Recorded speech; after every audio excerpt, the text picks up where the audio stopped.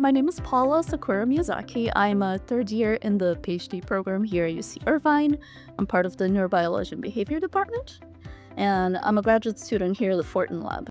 My project explores the relationship between the hippocampus and the prefrontal cortex. We're interested in how these two brain areas exchange information when it comes to memory for sequences of events. We want to know exactly the type of information they're exchanging, when during the process of remembering or encoding memory they're exchanging information. We're using an animal model, we're using rats, and we found a way that we can inhibit these projections. So as a rat is remembering a sequence of odors, we can sort of turn off these cells and see what happens. We turn them off at different times during your task and see how the rat responds. Sometimes it could be something like maybe they won't be able to make a decision, or they will be making the wrong decision, or maybe they'll take longer to respond to a stimulus. I think this research is really important because we don't actually know too much about the brain. And although we don't think about it, it's really crucial that we're able to remember sequences of events.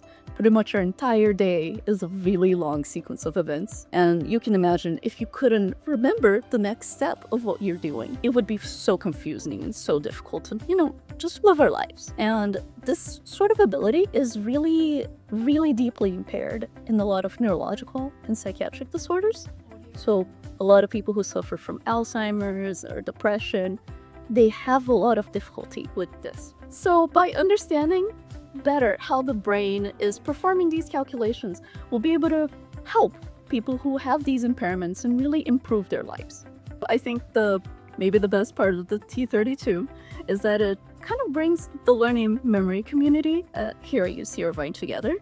You really get to be more involved with the other labs, with the other research that's going on here, and I think collaboration is so important in science that making these connections really makes us better researchers.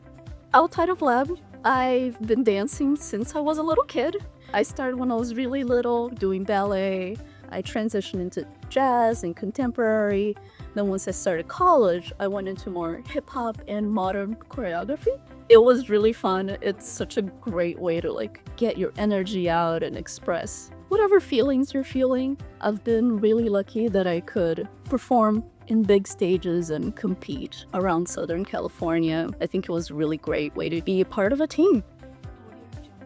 I'm Norbert Fortin. I'm a professor in the Department of Neurobiology and Behavior. The main goal of our research is to understand how does the brain allow us to temporally organize our memories.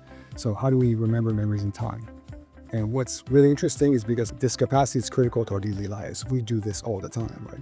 But it's also very vulnerable in disease. So as we age, if we have Alzheimer's disease, these are where our first capacity needs to go. So it's very sensitive. So the goal here is to understand how does the brain really solve this complicated problem and what goes wrong in disease. So presumably we can do something earlier about that. Funny thing is we study this in humans through collaboration with others, but mostly in rats. Because rats are super smart, we can teach them tricks, we can teach them to do the kinds of things that people do, and to remember sequences of events, for example. But what we can do in rats, we can actually use very sophisticated recording techniques to go deep inside the brain to record from hundreds of neurons and know when each of these neurons fires at the millisecond level. So what we know there are two brain structures that are very important for this, the hippocampus and the prefrontal cortex. So we know that either structure, if there's damage, you're impairing these kinds of tasks. And for that, she'll be using the recording techniques we've been using. On top of that, what we call these optogenetic inactivations to, at the millisecond level, turn off the hippocampus to the prefrontal cortex projection to see now what's missing in the activity. It's a lot of behavior, a lot of complicated techniques, and a lot of statistical analyses.